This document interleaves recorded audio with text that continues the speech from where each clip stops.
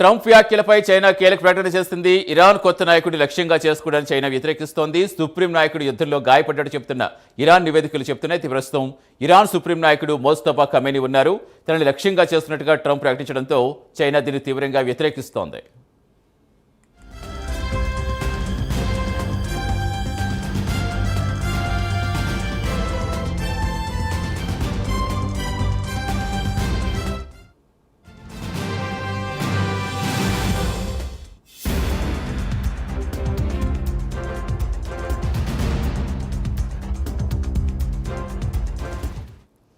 Trump వ్యాఖ్యలపై China కీలక ప్రకటన చేసింది. ఇరాన్ కొత్త నాయకుడిని లక్ష్యంగా చేసుకోవటం చైనా వ్యతిరేకిస్తోంది. సుప్రీం నాయకుడు యుద్ధంలో గాయపడ్డట్టు చెబుతున్న ఇరాన్ నివేదికలు చెబుతున్నాయి. ప్రస్తుతం ఇరాన్ సుప్రీం నాయకుడు మోస్తఫా ఖమేనీ ఉన్నారు. తనని లక్ష్యంగా చేసుకున్నట్టు ప్రకటించడంతో చైనా దీన్ని తీవ్రంగా వ్యతిరేకిస్తోంది. పూర్తి వివరాలు ఇచ్చేందుకు మా నేషనల్ బ్యూరో చీఫ్ కళా జరుగుతున్నారు. కళా, ఆల్రెడీ అలీ ఖమేనీ మృతితో ఎంత అతలాకుతలం అయిపోయిందో చూస్తున్నాం. ప్రస్తుతం యుద్ధం ఏ స్థాయిలో మొత్తం ప్రపంచాలను ఉడికిస్తుందో చూస్తున్నాం. ఇప్పుడు మళ్ళీ తాజాగా కొత్త నాయకుడికి లక్ష్యంగా చేసిన ట్రంప్ వ్యాఖ్యలు ఎంతవరకు, ఇంకా ఏం చెప్పారు ట్రంప్? ఇప్పుడు ఆయన గాయపడ్డ వార్తలు ఎంతవరకు వాస్తవం ఉంది? దాదాపు ఏదైతే మనకు మోస్తఫా ఖమేనీ ఇరాన్కి సుప్రీం నాయకుడిగా అంటే తెల్లవారుజామున ఇరాన్ అధికారికంగా కూడా ప్రకటించడము, దాని తర్వాత జరుగుతున్నటువంటి పరిణామాలు ఏదైతే అధికారికంగా ప్రకటించిన తర్వాత ఇజ్రాయెల్పై చాలా కీలకమైనటువంటి ప్లేసులతో వైమానిక దాడులు చేశారు అంటూ కూడా ఇక్కడ ఇజ్రాయెల్కి సంబంధించినటువంటిది సైన్యం కూడా అధికారికంగా కూడా ప్రకటించింది.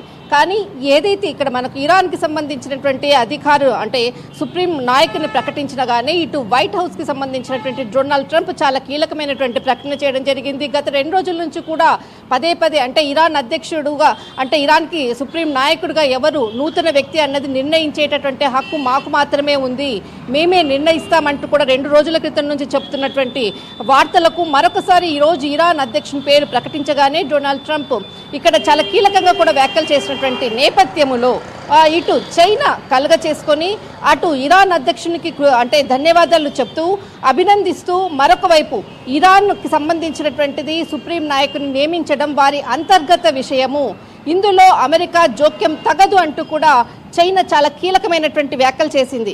దాదాపు ఇది ఇరాన్కి సంబంధించినటువంటిది. మరొక వైపు దాదాపు 2 రోజుల నుంచి కూడా 2-3 రోజుల నుంచి కూడా రష్యా అధ్యక్షుడు పుతిన్ అటు ఇరాన్కి సంబంధించినటువంటి నాయకులతో అధికారులతో కూడా అటు అలీ ఖమేనీకి సంబంధించినటువంటి కుటుంబ సభ్యులతో కూడా మాట్లాడుతున్నటువంటిది ఒకవైపు. మరొక వైపు చైనా కూడా ఈరోజు చేసినటువంటి కీలక వ్యాఖ్యల తర్వాత ఇటు వైట్ హౌస్ కానీ అటు అమెరికా అధికారులు కానీ ఏ విధంగా స్పందిస్తారన్నది ఒకవైపు చూడాలి.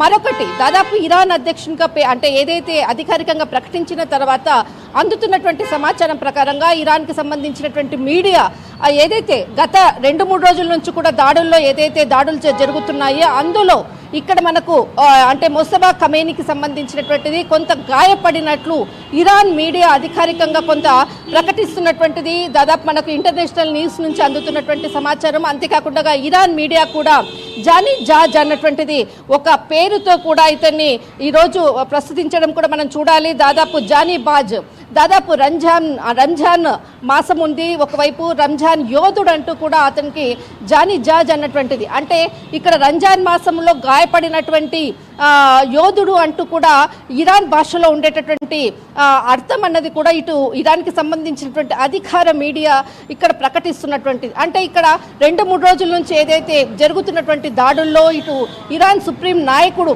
ఎవరైతే మోస్తఫా ఖమేనీ నియమితుడయ్యాడో అతడు గాయపడ్డా. అందుకే ఈరోజు ఏదైతే ప్రకటించినటువంటి సమయంలో ఆయనకు సంబంధించినటువంటిది ఎక్కడా కూడా ఒక ఫోటో కానీ ఏది కూడా లేదు, కానీ ప్రకటించారు అన్నటువంటిది మాత్రమే అటు ఇరాన్ మీడియా ప్రకటించినటువంటిది. ఇటు దీనికి సంబంధించినటువంటిది పూర్తి సమాచారం కూడా రావాల్సింది, కానీ ఆయన గాయపడినట్లు కూడా అటు ఇరాన్ అధికార మీడియా ప్రకటించినటువంటి సందర్భం.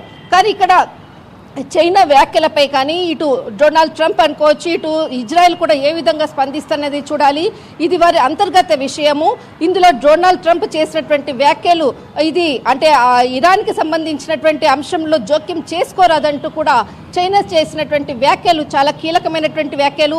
దాదాపు 10 రోజులు ఏదైతే చైనా ఇటు మనకు ఇరాన్, ఇజ్రాయెల్ తర్వాత అమెరికా మధ్య జరుగుతున్నటువంటి దాంట్లో ఎప్పుడు కూడా చైనా ఈ విధంగా కూడా బాహటంగా కూడా వ్యాఖ్యలు చేసినటువంటిది ఎక్కడ కూడా లేదు. కానీ ఈ రోజు ఏదైతే కీలకమైనటువంటి వ్యాఖ్యలు చేయడంతో ఒక్కసారిగా కూడా ఇటు యుద్ధ వాతావరణంలో చాలా హీటెక్కినటువంటి మాటలను కూడా చెప్పవచ్చు. ఒకవైపు దీనిపై అమెరికా, ఇజ్రాయెల్ ఏ విధంగా స్పందిస్తుందన్నది చూడాలి మరి.